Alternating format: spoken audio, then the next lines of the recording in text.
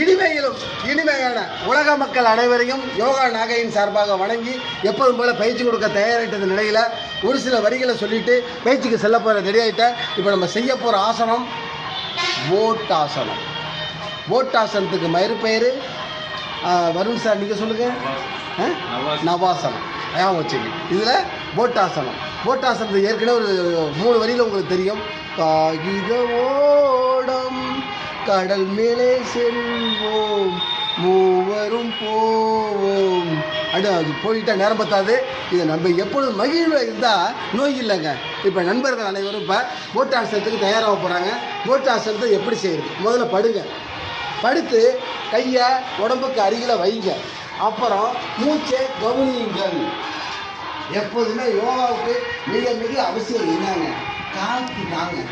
காற்றை நீங்கள் சரியாக செஞ்சீங்கன்னா போட்டு தானாக வரும். போட்டு தானாக வந்தால் உங்களுக்கு தேவையான கொழுப்பு சத்துகள் குறைக்கப்படும். தயாராக பண்ணுமா போட்டுக்கு ரைட்டு. கையை இப்படி வச்சு செய்கிறப்ப கையை இப்படி வச்சு தலையும் காலையும் தூக்க முயற்சி பண்ணுங்க. முடிந்த அளவு கையை இப்படி விளக்கி விடுங்க. கையை இப்படி வைங்க. அதான் கரெக்டான விஷயம். தூக்குறீங்க, சுவாசத்தை கவனிங்க. ரைட். இன்னும் கொஞ்சம் நான் காலத்துக்கிட்டேன். நீங்கள் தலையை தூக்குங்க.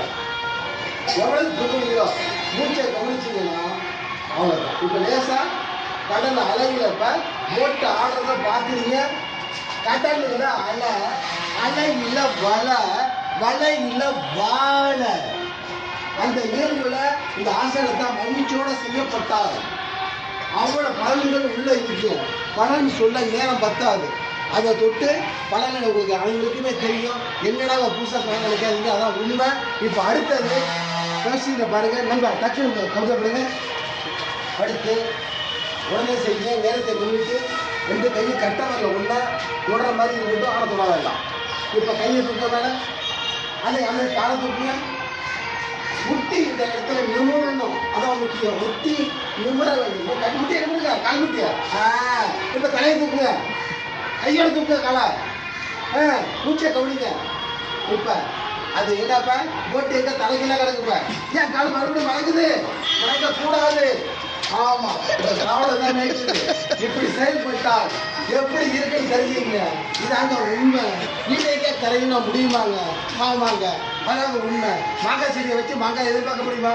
காத்திருந்து செயல்பட வேண்டும் என்று கூறி உங்கள் அனைவருக்கும் விடைபெறுகிறேன். நன்றி, வணக்கம். வாழ்க நலம், வளர்க யோகா. பெல்பெட் தாமுக்க மறந்துடாது.